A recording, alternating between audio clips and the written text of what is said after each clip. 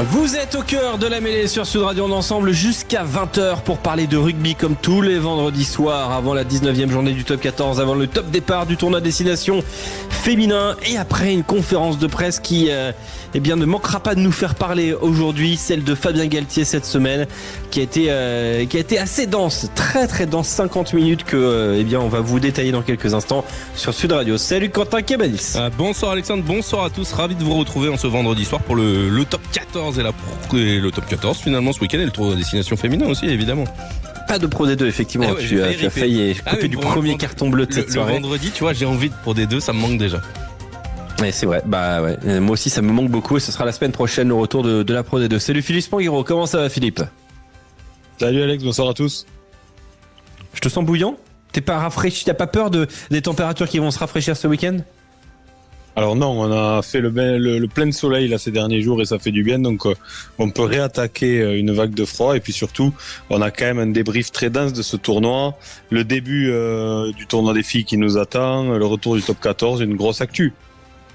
Très très belle actu effectivement dans cette soirée jusqu'à 20h avec comme je le disais donc le début du tournoi de destination féminin, une question ensuite qu'on se posera avec Safi Ndiaye, pouvons-nous désormais refermer l'épisode France 2023, on se posera ensuite la question 2027, est-ce déjà demain, faut-il travailler d'ores et déjà pour 2027 puisque c'était au cœur quand même de la conférence de presse d'après tournoi de Fabien Galthié, et puis enfin la chronique de Philippe Spanghero 19h45, les droits TV en top 14, est-ce toujours un véritable enjeu pour le rugby français? On se posera cette question jusqu'à 20h. Salut Clément Combe, salut Antoine Mazer sur les réseaux sociaux, à la programmation. Toute l'équipe Sud Radio est là, présente. Aude au standard 0826 300 300. Vous appelez, vous passez à l'antenne pour parler de rugby et on vous fera gagner des places. Tiens, tout à l'heure, des places pour Toulouse-Pau. Le match aura lieu samedi prochain à 21h. Quentin Cabanis, revenons un petit peu sur ce qui s'est passé cette semaine. Pas mal de sujets à aborder. Exactement, on va commencer évidemment avec le 15 de France qui affronte l'Irlande demain à 15h15 au Mans pour ouvrir le tournoi destination féminin. Le staff du 15 de France a décidé d'aligner une charnière composée de Pauline Bourdon Sansus et de Lina Kerroy. La deuxième ligne, Manae Felleux, sera capitaine de l'équipe de France. Je vous donne le 15 de départ. En première ligne, on va retrouver des Socha Kalfaoui. Deuxième ligne, Felleux Fall. Ensuite, en troisième ligne, Escudero, Ménager et Hermé. La charnière, donc je vous l'ai donné, c'est Bourdon Sansus et Kerroy. Ménager à l'aile, Arbé sur l'autre aile, au centre Vernier et Condé, et puis en 15 ce sera Boulard. Voilà pour les titulaires françaises demain. Il y aura ensuite à 17h45 Pays de Galles Écosse et puis dimanche Italie Angleterre.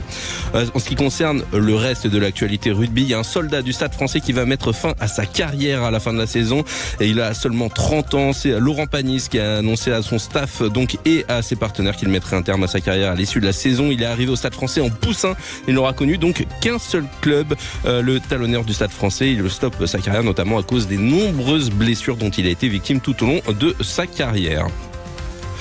Alexandre, attention, les Anglais envahissent le rugby français. Et oui, après les annonces de Farrell, de Courtney-Lawes, de Manu Tulagi, de Sinclair, c'est au tour de Billy Vunipola d'arriver en France. Le troisième ligne des Saracens s'est engagé à Montpellier et ce à partir de la saison prochaine. Donc voilà, une vague anglaise se rabat donc sur le rugby français. Et puis des bonnes nouvelles en ce qui concerne notre top 14, c'est que les finales de top 14 seront déjà à guichet fermé. C'est la LNR qui l'a annoncé ce mercredi.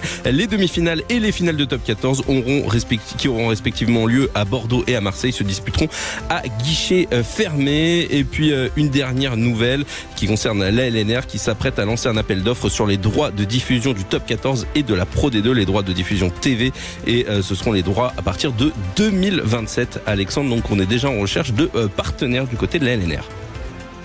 Merci beaucoup Quentin Cabanis. Évoquons tout de suite le choix de l'info de Philippe Spanghero avec Safi Ndiaye dans un instant. Safi, bonsoir. Est-ce que vous êtes avec nous, Safi? Elle est pas encore là, me dit Quentin Cabanis. On l'accueille dans un instant. Philippe Spanghero, tu voulais revenir sur le tournoi destination féminin? Oui, bien sûr, parce que c'est une grosse actu. On sait que les filles font recette.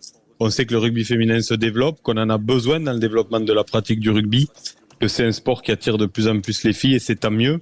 Et on a la chance en plus d'avoir cette locomotive du rugby féminin français qui performe quand même sur la scène internationale, qui nous offre de belles images, de très bonnes audiences télé, des stades pleins.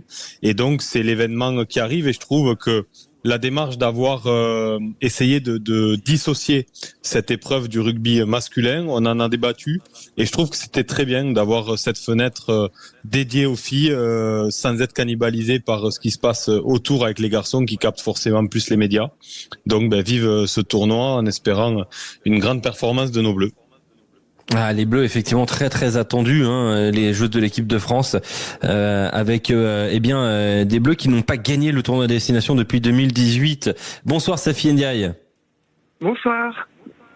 Très heureux de vous avoir sur Sud Radio, Safi. Vous avez marqué l'histoire du rugby français et c'est peu de le dire. Hein. Ça, pour le coup, ça a été quand même une magnifique épopée. 91 de sélection, si je me trompe pas, Safi. Tout désormais auprès du MHR et aussi auprès des questions très importantes autour du rugby en France, du rugby professionnel et du rugby féminin autour de Proval.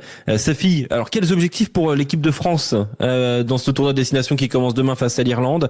Est-ce qu'il faut toujours avoir comme extrême objectif de gagner ce tournoi destination ou est-ce qu'on peut se permettre de construire? Parce que les Bleus sont deuxièmes depuis 2020, ça fait 4 années consécutives que les Bleus terminent deuxième. Est-ce que vraiment la victoire est le seul objectif pour les Bleus? Non, je pense qu'il y a plusieurs objectifs. C'est sûr qu'on sait très bien que la bête noire des Bleus, c'est les Anglaises. Ça sera le dernier match, notamment à Bordeaux. Mais oui, il faut construire. Après, la Coupe du Monde arrive très vite. La Coupe du Monde est en 2025, donc elle arrive très vite. Elle est en Angleterre en plus de ça. Donc il faut construire, mais il faut gagner. Il nous faut des victoires. La dernière compétition, elle n'a pas été très réussie pour les Bleus. On a gagné la Nouvelle-Zélande, mais après on a perdu contre l'Australie, ensuite et le Canada. Donc voilà, retrouver du plaisir, retrouver des victoires parce que ça c'est très important, surtout contre ces grosses nations. Et oui, aller gagner un titre parce qu'on en est capable. On a vu l'année dernière que on a échoué de peu à Twickenham contre ces Anglaises. Donc on peut le faire. Ça se joue à chaque fois sur des détails. Avec une équipe de France, est-ce qu'on peut parler de renouvellement? Il y a quand même quelques nouveaux noms qui arrivent dans cette équipe de France. On pense à Kelly Harvey, quand même très très jeune du côté des Bleus. Lina Keroy qui se retrouve donc titulaire à l'ouverture. On pensait à un moment que Caroline Drouin allait pouvoir postuler. Finalement, elle a eu une opération au niveau du genou. On est dans quelle phase de la construction de cette équipe de France, Safi? Là, je pense que sur les deux premiers matchs, le staff des Bleus a voulu tester et faire rentrer ces nouvelles joueuses qui brillent dans leurs clubs respectifs. Donc leur donner leur chance, les joueuses qui sont en forme, dans la forme du moment. Après, quand même, le 15 de départ reste quand même avec des joueuses d'expérience. Il y a Esther Ménager, il y a Pauline Bourdon, il y a une première Gaëlle Hermé, une première ligne expérimentée.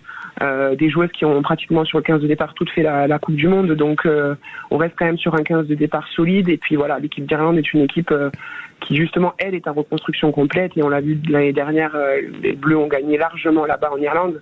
Donc je pense que pour ce premier match, c'est toujours compliqué de rentrer dans une compétition.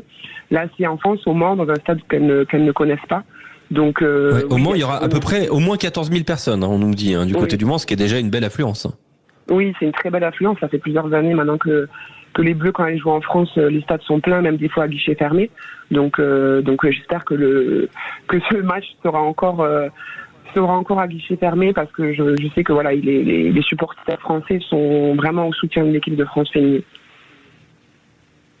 Ouais, effectivement, et il y a beaucoup de choses à évoquer, notamment un article de Midi Libre cette semaine et beaucoup de plaisir en lisant ça. Agathe Socha s'est rendue à Marcoussis avec sa fille de 2 ans.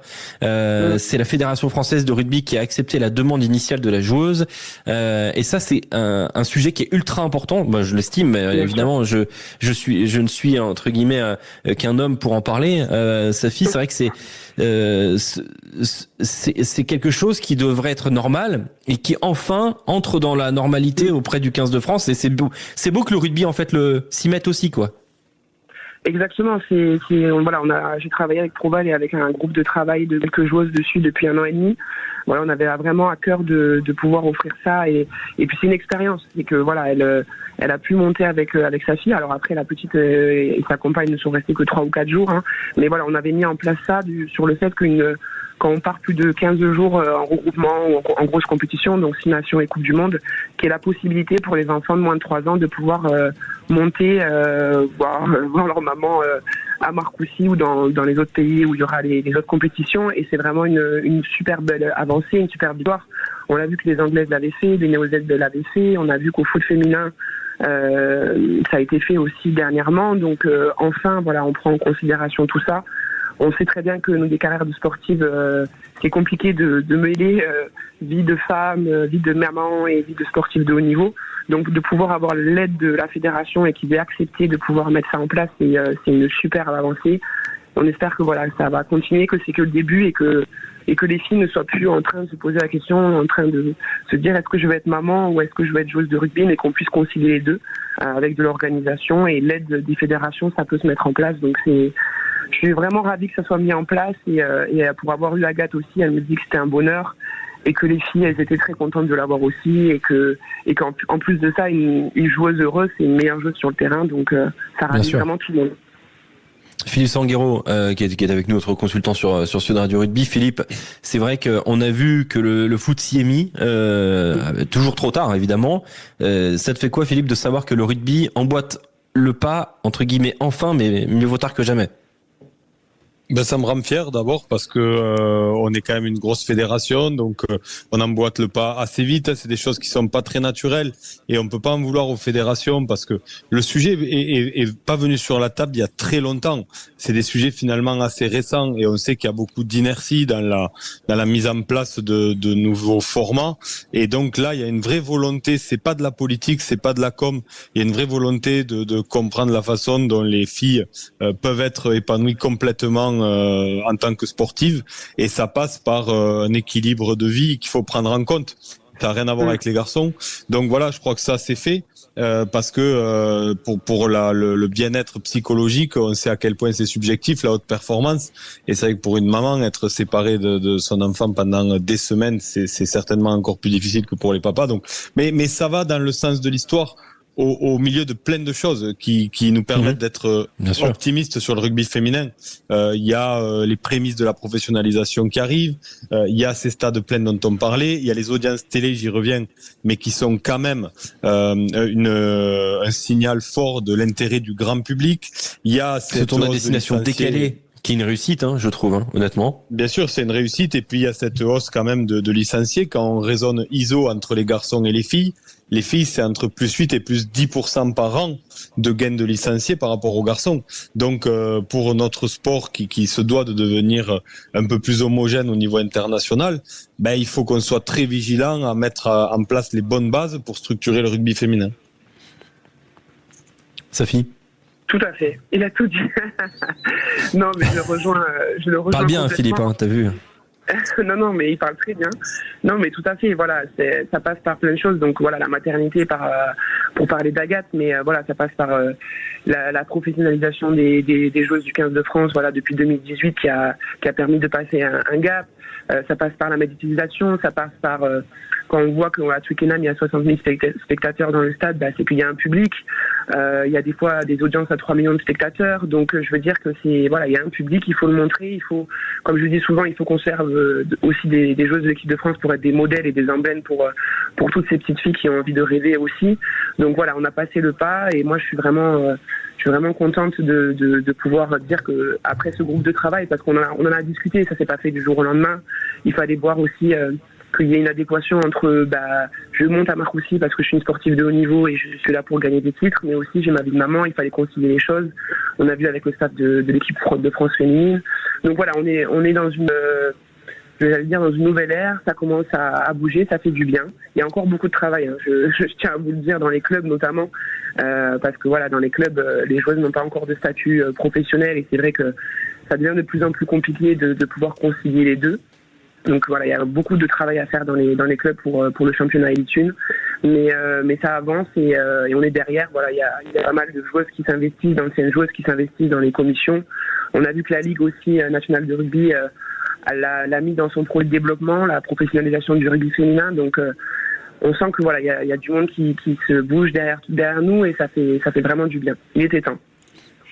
Safi, un petit mot sur l'élite 1, parce que c'est vrai que c'est un championnat aussi qui mérite de progresser en termes de professionnalisation, en termes d'organisation, mais voilà, il y a quand même en tout cas en termes de rugby, ça commence à réellement s'étoffer.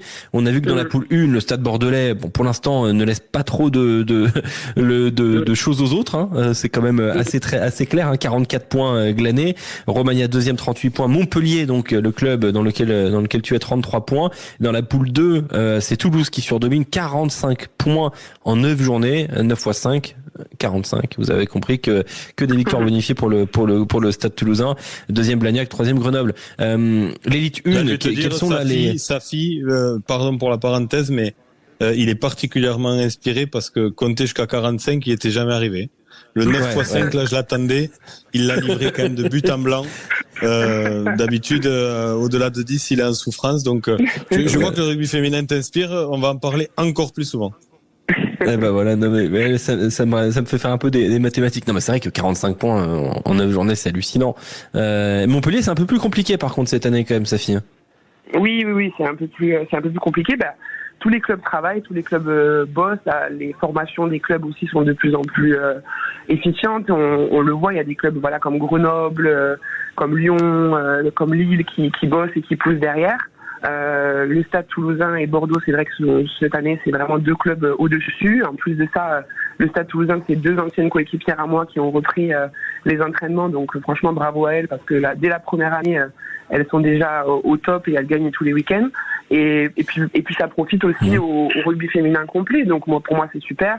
En plus, l'année prochaine, il y a une poule unique qui va être mise en place. Donc le niveau va encore élever. Il y aura plus ces 2 poules de 6, il y aura une poule unique de 10 clubs. Donc ça va jouer, ça va taper tous les week-ends et ça va profiter aussi aux équipes de France à 15, à 7 et au rugby féminin global. Donc tout le monde bosse, tout le monde a élevé son niveau, les staffs sont de plus en plus sérieux et puis étoffés, donc ce qui manque ici. Mais voilà, on manque énormément, j'ai envie de dire, de visibilité pour attirer les sponsors, pour attirer les médias. Voilà, c'est vrai que c'est le meilleur championnat français, mais qui n'est pas télévisé, même sur des plateformes. Alors nous, on a mis en place avec le MHR nos diffusions des matchs sur MHR TV. Il y a plusieurs clubs qui mettent en place des choses sur des plateformes. Mais c'est vrai qu'on manque encore de visibilité pour pouvoir amener des moyens financiers et développer encore plus cette pratique. Merci beaucoup Safi d'avoir été avec nous. Vous allez porter la flamme olympique et ça c'est quand même exceptionnel. Oui. Ça j'imagine, ça c'est quelque chose quand même dans une vie j'imagine. Oui. Safi, c'est un immense honneur mais vous le méritez 100%. Et on est très content pour le rugby féminin aussi qui soit mis en valeur à l'échelle olympique. Merci beaucoup Safi d'avoir été avec nous. Toujours un immense plaisir. Merci, bonne soirée, merci. Au revoir. Dans un instant, sur Sud Radio, on va parler du 15 de France masculin. Pouvons-nous désormais refermer l'épisode France 2023? On se pose la question avec Philippe Spanghero, vous auditeur au 0826 300 300 et avec toute l'équipe Sud Radio. À tout de suite. Sud Radio, au cœur de la mêlée, Alexandre Priam. Vous êtes sur Sud Radio, la radio du rugby, et on est au cœur de la mêlée. Venez d'ailleurs au cœur de la mêlée, au cœur de cette radio qui vous parle de rugby tous les week-ends. Vendredi, samedi, dimanche, on parle rugby avec un ton rugby, avec un amour de ce sport, et on vous fait vivre ces grandes émotions autour du rugby, que ce soit sur sudradio.fr, sur la page Sud Radio dédiée, un site dans le site exceptionnel autour du rugby. D'ailleurs, on vous fait gagner 2 places pour Toulouse-Pau. C'est au 0826 300 300. Vous appelez dès maintenant et vous gagnez vos 2 places pour aller à Ernest Vallon supporter le Stade Toulousain ou la section paloise, bien évidemment.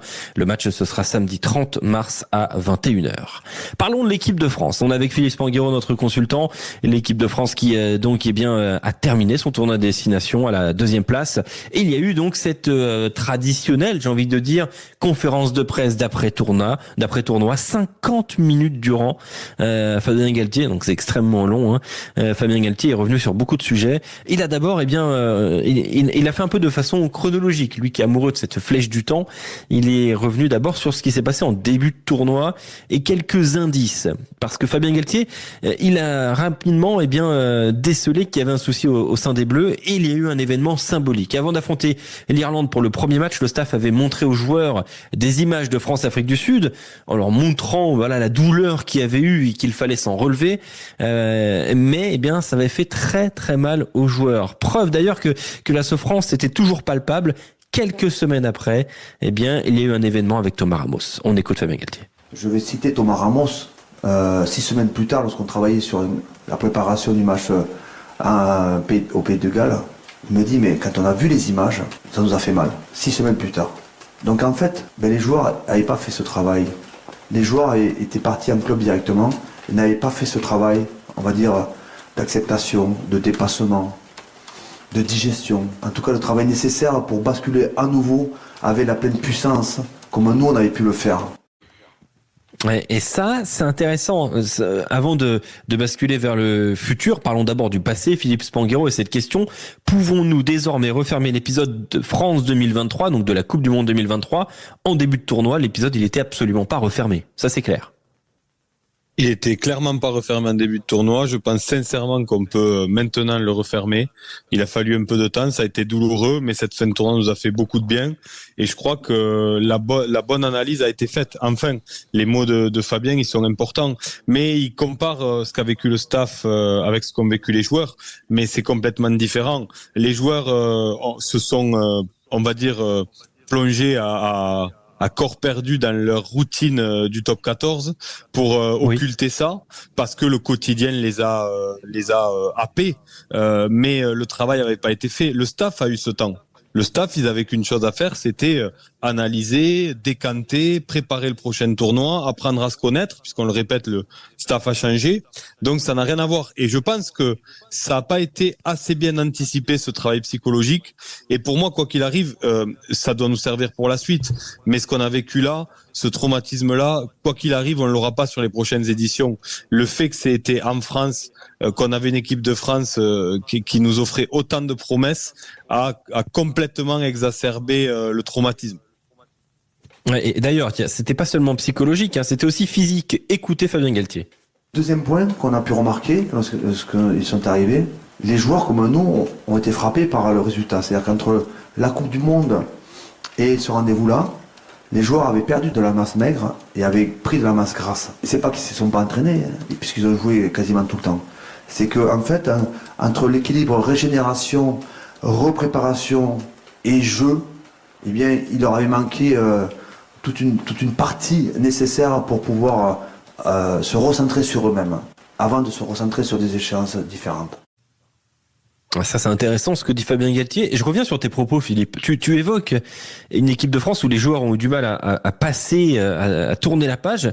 Et le staff, par la voix de Fabien Galthier, dit que eux, ils l'avaient déjà fait. Mais tu vois, le début de l'entretien, donc conférence de presse auprès du journal L'Équipe, est très intéressant. Je cite les mots d'Alexandre Bardot et de Maxime Rollin, journaliste L'Équipe, qui évoque ce tournoi qui aurait pu être très différent si Thomas Ramos avait raté sa pénalité dans les dernières secondes du match face à l'Angleterre. Et immédiatement, Fabien Galthier, de but en blanc, il dit « Je suis d'accord, mais pourquoi voulez-vous nous enlever la victoire? Si André Pollard ne met pas la pénalité de 55 mètres, le quart de finale est très différent aussi. » Et c'est là ensuite qu'il déroule qu'il a rencontré Ben O'Keefe durant des réunions World Rugby cette semaine. O'Keefe lui a dit qu'il avait fait son pire match, je cite, son pire match lors de ce quart de finale France-Afrique du Sud, qu'il y avait eu 9 décisions qui ne sont pas en faveur de l'équipe de France, alors qu'il n'en suffisait que d'une seule pour se qualifier. Plusieurs fois durant cette conférence de presse aussi, il est revenu sur Ben O'Keefe. Alors, moi, je pense que c'est une erreur de communication d'autant révéler ce qui s'est dit avec Ben O'Keefe auprès du grand public, comme si c'était aussi pour soigner le public.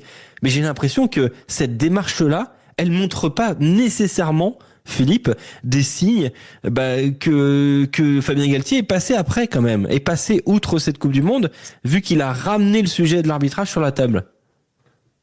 Honnêtement, j'ai été surpris qu'il revienne cibler l'arbitrage, alors qu'il avait été honnêtement très intelligent à chaud. Au moment où il y avait toute cette tension autour de l'arbitrage, il avait protégé quelque part l'arbitrage dans ses propos, il était vite passé à autre chose, et c'était bien.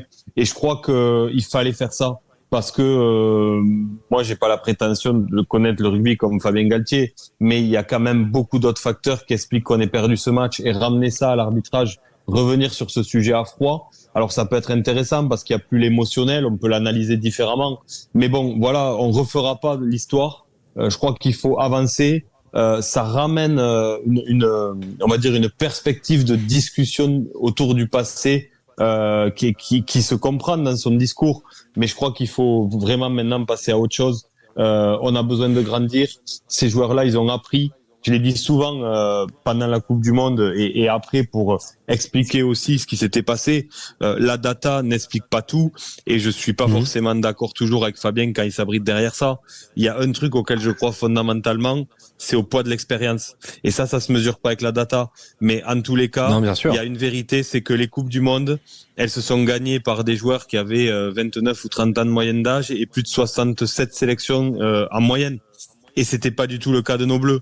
Et je reste persuadé que sur un événement comme ça, en France, la pression autour de ça, elle est moins bien digérée par des joueurs qui ont 25 sélections en moyenne, qui n'ont pas vécu ce type d'événement de phase finale de Coupe du Monde, que par les Sud-Africains qui, pour la plupart, avaient été champions du monde 4 ans avant.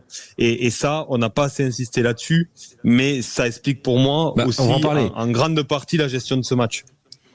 Philippe, on va en parler tout de suite. Est-ce que 2017, c'est déjà demain? Faut-il déjà travailler comme avec comme seul 2027, pardon, c'est déjà demain. Est-ce qu'il faut-il déjà travailler avec comme seul horizon 2027 et cette Coupe du Monde en Australie, parce que on en parle déjà énormément de 2027, et comme on avait énormément parlé de 2023, ce qui avait aussi un peu causé le traumatisme. On rappelle les mots de Fabien Galtier: nous serons champions du monde, et nous ne l'avons pas été. Et 2027, là pour le coup, il ne donne pas d'objectif déjà, évidemment, mais il a réitéré quand même quelques petites choses. On va en parler. Tiens, Dominique, bonsoir. Au 0826 300 300. Bonsoir. Comment ça va, Dominique? Très bien, très bien. Alors, on vous attend en haut-parleur là. Vous avez peut-être mis le haut-parleur. Si vous pouvez me mettre en normal, ce serait mieux, Dominique, pour qu'on vous entende mieux. Oui, c'est bon. Ah, c'est beaucoup mieux. C'est beaucoup mieux, Dominique. Juste un dernier mot. Est-ce qu'on peut désormais refermer l'épisode France 2023? Est-ce que ça y est, le livre est terminé et on le met dans l'armoire? Non, je pense que pendant qu'on y est, autant faire un bon inventaire et repartir sur des bonnes bases, parce que là, on a démarré le tournoi, on a pris une rouste. Le mea culpa de la Coupe du Monde où il y a eu aucune remise en cause. Il a fallu qu'il y ait des suspendus et des blessés pour qu'il y ait un vent de jeunesse qui souffle sur le 15 de France. Ce vent de jeunesse, c'est vrai qu'il est arrivé, Dominique, on va dire un petit peu par circonstance. Je te rejoins là-dessus. D'ailleurs, il l'avait prévenu, Fabien Galtier. Il faut qu'il y ait des blessés, il faut qu'il y ait des suspensions pour que les jeunes aient l'opportunité d'aller chercher le maillot.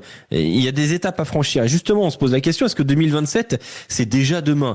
Écoutez Fabien Galtier, il parle des cadres, notamment dans le début du tournoi. Pourquoi il n'a pas lancé tout de suite les jeunes? Eh bien, il s'est expliqué sur ce point-là. On écoute Fabien Galtier. Pour revenir à la composition d'équipe de départ, avec tous ces forfaits et toutes ces absences, comment expliquer à des joueurs qui font un match exceptionnel face à l'Afrique du Sud, qu'on perd pour des raisons qui sont à la fois rugbystiques, mais qui sont aussi des décisions arbitrales, des décisions qui n'ont pas toujours été à notre faveur, voire parfois à notre défaveur? Comment expliquer à ces joueurs-là qu'ils ont perdu leur place, alors qu'ils ont fait peut-être de ce mandat précédent un des plus grands matchs que l'équipe de France ait pu sortir durant ces 4 ans? Alors, encore une fois, Fabien Galtier, il a l'air de dire c'est la faute des autres, c'est la faute de l'arbitrage, et c'est pas l'arbitrage qui va changer enfin, c'est pas cette défaite liée à l'arbitrage qui va changer ma façon de penser. Encore une fois, le prisme est un peu particulier, Philippe Spanghero. Moi, je le trouve ça contestable, et je pense que sa communication là peut se retourner contre lui sur ce point-là, Philippe. Mais aussi, clairement, il nous dit que les statuts n'avaient pas bougé. et qu'il se voyait mal, eh bien dire à certains joueurs qu'ils n'étaient plus invités. Alors là, il y a, je pense, un peu de maladresse dans la façon d'argumenter, mais par contre sur le fond, je suis d'accord avec lui. Ce match, il est malheureux, mais il n'y a pas de joueurs qui passent réellement à côté. Enfin, donc, en effet, je comprends la notion de sanction, la façon dont auraient pu le vivre les joueurs comme une sanction s'ils n'avaient pas été reconduits, parce qu'on les laisse quand même sur un match plein. Donc après, la façon de l'expliquer, revenir sur l'arbitrage, on vient d'en parler. Je trouve que ça méritait pas de le justifier de cette façon-là. Mais par contre, sur le fond, je suis d'accord avec lui. Dominique, donc voilà, Fabien Galtier, il n'avait pas prévu de mettre les jeunes, hein, c'est très clair. Et puis faire du jeunisme, c'est pas non plus le projet pour la suite. Écoutez Fabien Galtier, il y a des cadres, ils auront un âge avancé, mais il y a des cadres. Écoutez-le. Ce serait dommage que l'âge soit un critère éliminatoire, parce que aujourd'hui les joueurs qui ont 31, 32, bientôt 33.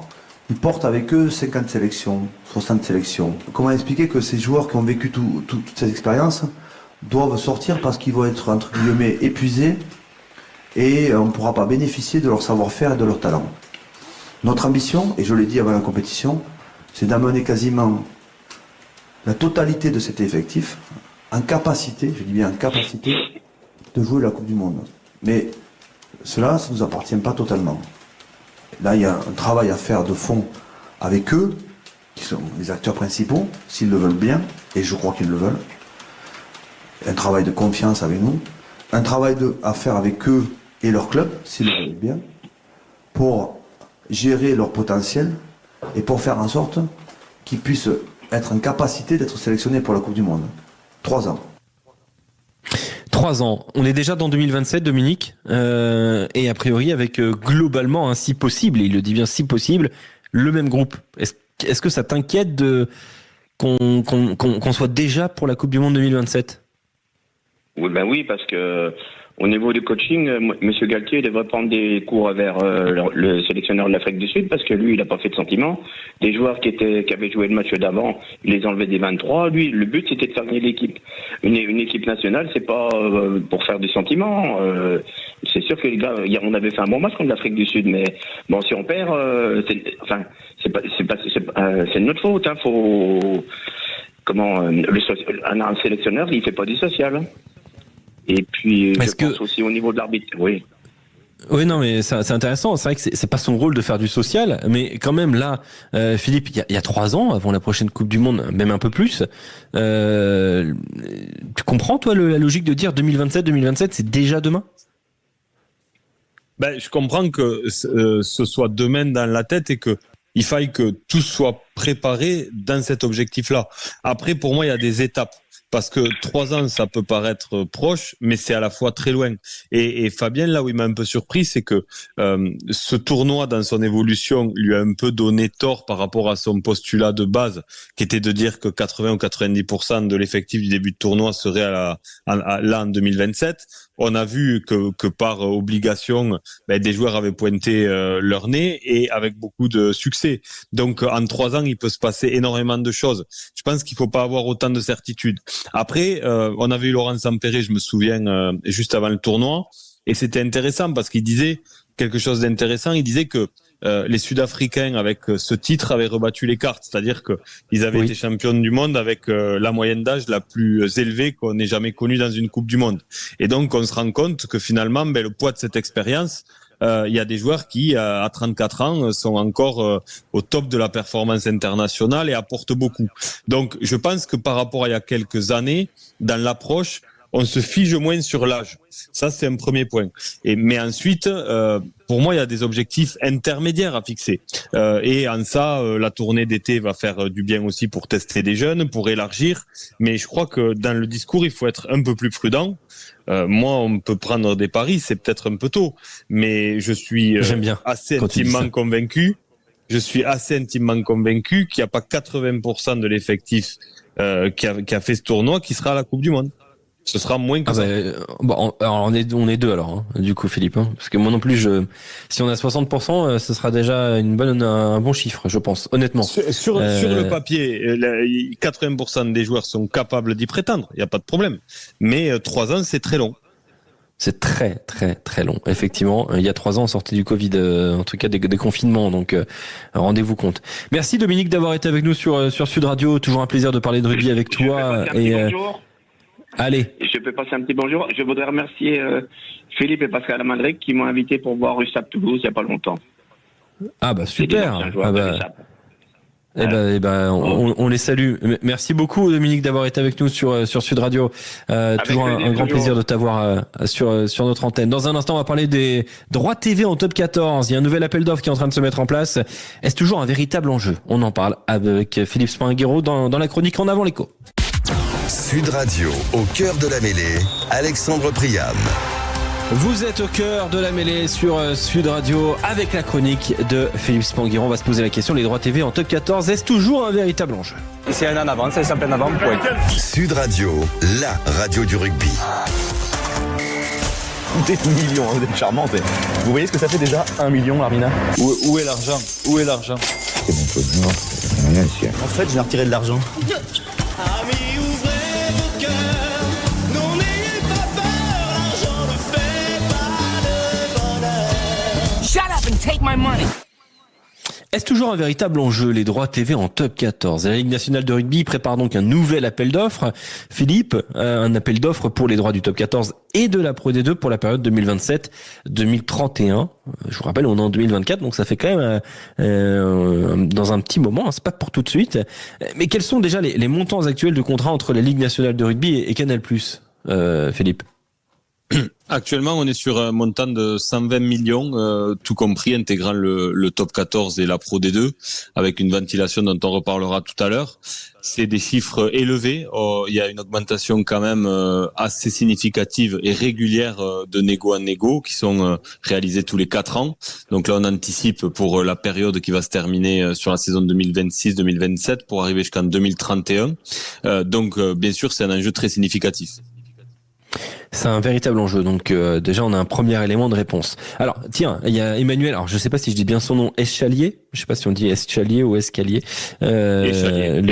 Eschalier, le directeur général de la Ligue nationale de rugby, qui a dit, je cite, « Je pense que tous les diffuseurs sont susceptibles d'être intéressés par le top 14 et la Pro D2, compte tenu de l'impact de ces deux championnats. On verra qui est intéressé pour déposer un dossier et une offre. » C'est vrai que c'est intéressant parce qu'il ouvre la porte une nouvelle fois à d'autres diffuseurs que Canal+, alors que pour le coup, il y a une filiation qui est quasiment de facto entre le rugby français et le top 14 et la Pro D2 avec le diffuseur Canal+. Alors c'est très intéressant à analyser.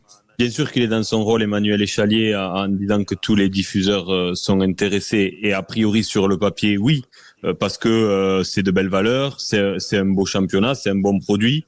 Tout est question de prix. La vraie question, c'est est-ce que ce que paie Canal aujourd'hui est le vrai prix, et est-ce que d'autres sont prêts à payer ce prix?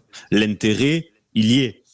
Aujourd'hui, la vérité, c'est que Canal+ est un excellent partenaire, et je le dis sans avoir aucun enjeu avec Canal+, mais Canal+ a toujours extrêmement bien accompagné l'évolution du professionnalisme en France, en rajoutant au pot sans y être obligé. Parce que la réalité, c'est celle-là. C'est-à-dire que sur les dernières négos, Canal+ n'avait pas de concurrent capable de mettre la même somme.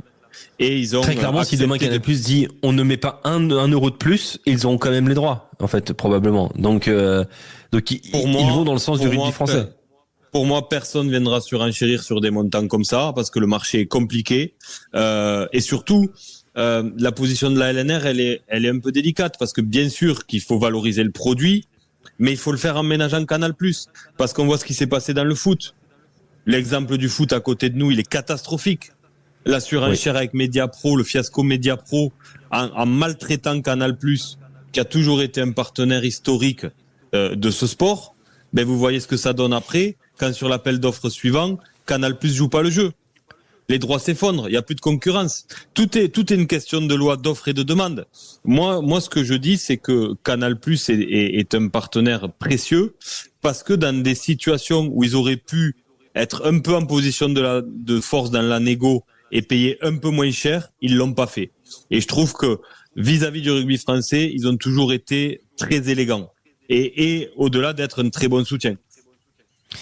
Et c'est d'ailleurs bien le premier média aussi, la première télé à avoir offert à la Pro D2 un arbitrage vidéo, à avoir permis qu'il n'y ait pas seulement que deux caméras pour filmer les matchs de Pro D2. Et ça a changé un peu quand même ce championnat qui est ultra bien télévisé désormais. Oui, mais on a grandi ensemble. Pour terminer, je dirais bien pas que Canal est philanthrope, loin de là. Emmanuel a raison en disant que le produit est bon et qu'il est sexy et attrayant. Les audiences sont bonnes, les affluences dans les stades sont en constante augmentation. On a des stars qu'on avait du mal à trouver sur la dernière décennie, qui drainent aussi du public et un attrait de la part du grand public. Donc tous les voyants sont ouverts pour le rugby français, mais en effet Canal+ est un partenaire très privilégié avec lequel il faut toujours faire attention dans la négociation pour pas les brusquer. Est-ce que dans le monde du rugby, au global, et rapidement là-dessus Philippe, est-ce que le top 14 est le championnat le plus télévisé, qui a l'espace télévisuel le plus large? Alors honnêtement, c'est difficile de l'affirmer, mais je dirais que oui, pour une raison assez simple, c'est qu'on est déjà le seul championnat du monde à avoir une deuxième division professionnelle. Donc en termes de médiatisation, forcément, si on cumule la médiatisation de notre top 14, qui est un championnat dense en termes de nombre de matchs, et qui qu'on n'est diffusé qu'en France, en plus. Oui, voilà, qui est diffusé qu'en France. Alors non, je crois qu'il y a. Non, il n'est pas diffusé qu'en France. C'est ce que je dis. Il est capté par Canal+, mais il est diffusé aux États-Unis. Il est diffusé dans pas mal de pays dans le monde. Oui, je sais que un diffuseur asiatique a aussi les droits pour la zone Asie. Voilà. Alors c'est vrai que il y a peut-être moins de stars qu'à une époque, puisqu'aujourd'hui les pays arrivent à garder quelques-unes de leurs stars, et puis le Japon en attire aussi de plus en plus malgré tout. Mais c'est vrai qu'à une époque, à la grande époque du RCT notamment, qui faisait venir toutes ces grandes stars mondiales, tous les gens du monde entier avaient envie de regarder le top 14 parce que leur star favorite de chaque pays jouait chez nous. Donc voilà, et donc ça a amené le top 14 un peu partout dans le monde, et c'est un championnat qui est séduisant. Philippe, dernière question, il nous reste un peu plus d'une minute. Est-ce que la Ligue ne pourrait pas demander, exiger auprès du vainqueur de l'appel d'offres de diffuser ne serait-ce qu'un match de Pro D2 ou de Top 14 en clair chaque semaine? Honnêtement, ça aurait du sens de le faire. Et puis encore une fois, dans le groupe Canal+, il y a plein de perspectives. Alors c'est pas la stratégie, la ligne de la chaîne, mais pourquoi pas un C8 demain qui pourrait prendre la Pro D2. Enfin, il y a plein de perspectives. Ouais, il y a plein de perspectives, et ça servirait grandement ce championnat qui se structure bien, qui se développe chaque année. En tous les cas, moi je vois pas comment Canal passerait à côté sur le coup d'après. La relation est installée. 40 ans de soutien de Canal au rugby français. Encore une fois, les montants attendus par la Ligue, on parle de 140 millions attendus sur la prochaine négo. C'est pas du tout déraisonnable par rapport à ce qu'ils payent aujourd'hui, 120 millions. Et ça se justifie aussi par l'impact de ce championnat qui évolue. Donc moi je crois que l'histoire va continuer, et c'est tant mieux parce que dans ce rugby, dans ce sport professionnel, c'est vrai que ces relations aussi longues financières, il y en a peu, et elles sont à souligner. Bien sûr, elles sont même très belles, et pas dans les mêmes, évidemment, dans les mêmes proportions. Sud Radio est très très très fier aussi de vous proposer le top 14 et la Pro D2 sur nos antennes. Pour Sud Radio, pour l'anecdote, je discutais avec Daniel Herrero qui me parlait d'un souvenir d'un de ses premiers matchs au commentaire pour Sud Radio au milieu des années 80, et ça s'est jamais arrêté. Ouais, voilà. Et c'est ça l'expertise Sud Radio Rugby. Sud Radio qui revient demain dès 15h pour le début de la 19e journée du top 14 jusqu'à dimanche 23h. Le rugby, c'est sur la radio du rugby. Très belle soirée Philippe, très belle soirée Quentin Kévenis, Clément Combe, Antoine Mazer, toute l'équipe Sud Radio Rugby, et à vous, à demain.